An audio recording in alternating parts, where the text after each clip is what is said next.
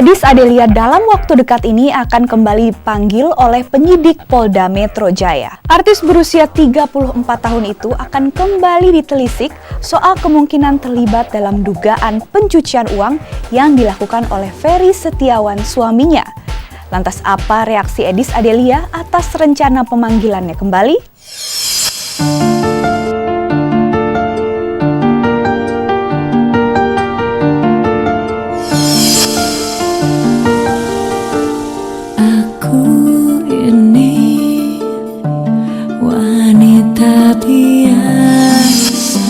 Dalam waktu dekat ini, artis Edis Adelia akan kembali diperiksa oleh penyidik Polda Metro Jaya terkait kasus penipuan dan pencucian uang yang dilakukan oleh suaminya Ferry Setiawan. Ya, tujuan pemeriksaan terhadap Edis hanyalah untuk mengetahui kemana uang hasil penipuan itu mengalir.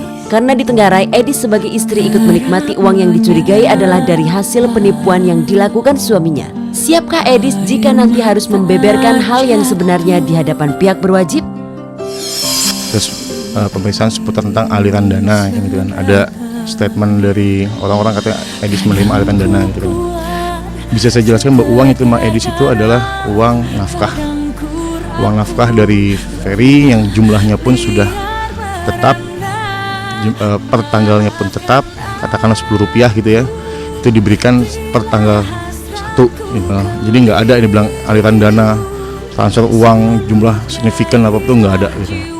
Untuk jadikan tersangka itu harus ada bukti permulaan yang cukup gitu kan. Bukti yang cukup itu, bukti-bukti itu bahwa Edis menerima uang dari Ferry berlebihan, Mas, menurut saya. Lebay kan gitu kan. Mungkin mereka akan menggunakan pasal tindak pidana pencucian uang kan gitu kan. Sebagai orang yang menerima aliran dana atau menerima transfer uang dari hasil yang diduga dari hasil kejahatan.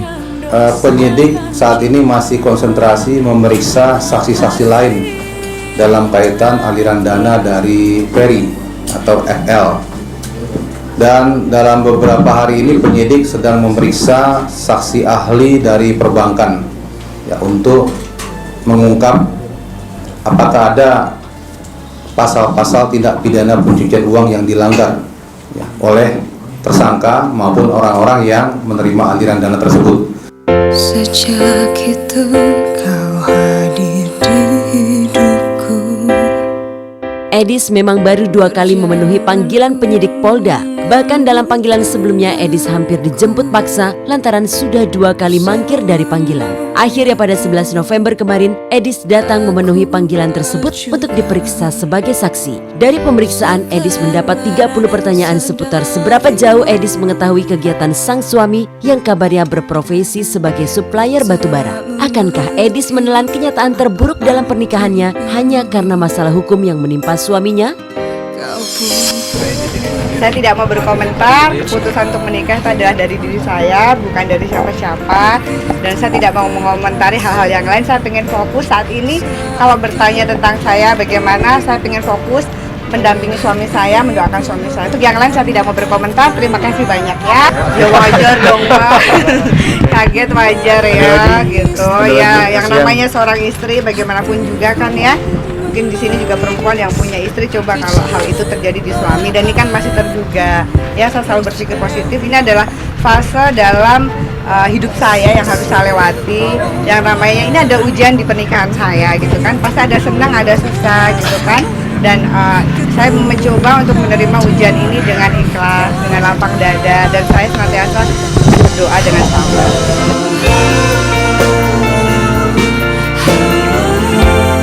Edis yang hingga kini masih belum mau diwawancara secara langsung oleh media, kabarnya masih dalam kondisi psikologi yang terguncang. Raditya Yosodiningrat selaku kuasa hukum Edis menyampaikan bahwa kliennya itu akan membuktikan kalau dia tidak bersalah dan bersih dari sangkaan yang selama ini dituduhkan kepadanya.